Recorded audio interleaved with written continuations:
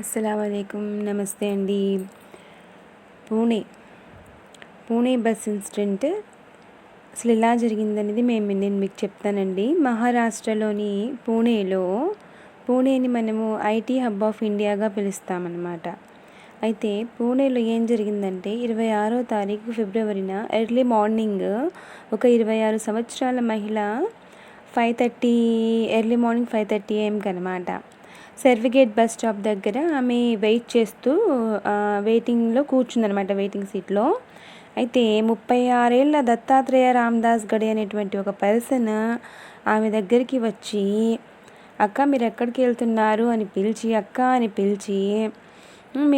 ఆవిడ వెళ్ళే డెస్టినేషన్ కనుక్కొని, అయితే ఆవిడ వెళ్ళేటువంటి బస్సెస్ ఇక్కడ ఆగవండి, మీరు వెళ్ళే బస్సులు అయితే వేరే చోట ఆగుతాయి అని చెప్పారనమాట ఆ అమ్మాయికి.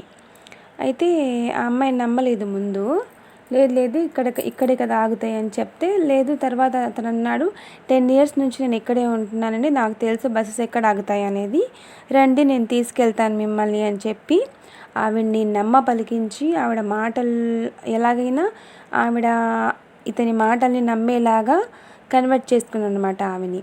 అయితే బస్ దగ్గరికి తీసుకెళ్తే ఆమె అడిగిందంట, బస్ ఏంది ఇలా లైట్ లేదు ఏం లేదు అంటే, బస్సులో అందరు నిద్రపోతున్నారు మీరు ఎక్కండి అని చెప్పి ముందు ఆమెను ఎక్కిపించి, ఆమె లోపలికి వెళ్ళంగానే ఇంకా ఇతను కూడా లోపలికి వచ్చి గేట్ చేసి ఇంకా ఆమె మీద అత్యాచారానికి పాల్పడ్డాడు అనమాట.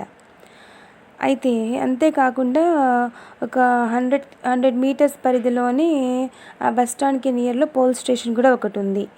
ఇతను ఒక దొంగ మాత్రమే కాదండి, ఇంకా ఇతని మీద క్రిమినల్ కేసెస్ కూడా ఉన్నాయి.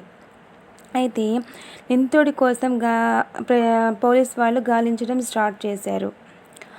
1,00,000 రూపాయలు ప్రైజ్ మనీ కూడా అనౌన్స్ చేశారు.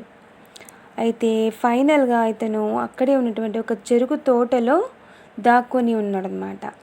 అయితే చివరిగా పోలీసులు అయితే అతన్ని పట్టుకున్నారండి. అయితే ఈ ఘటనకి సంబంధించి అసలు మిస్టేక్ ఎవరిది? ఇలా నిందితుల్ని ఇంత ఫ్రీడమ్గా వదిలేయడం గవర్నమెంట్కి ఎంత మాత్రం కరెక్ట్?